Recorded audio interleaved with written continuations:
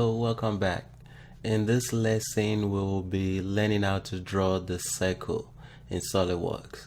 So to start, we would pick a plane. For this one, let's pick the top plane. And we would click on our first circle, which is a circle.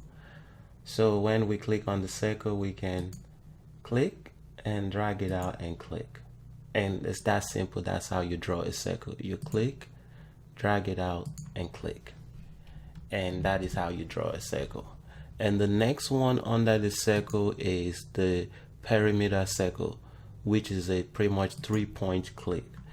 You click, drag it, click, and drag it and click.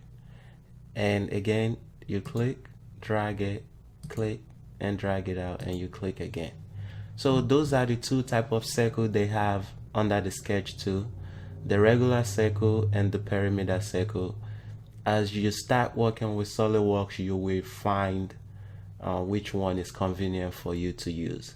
And personally, since I've been using Solidworks for years, I can't think of one time that I've used the perimeter circle, because there isn't actually one way to design, but you would come up with your own way. Thank you, and I will see you in the next lecture. Bye.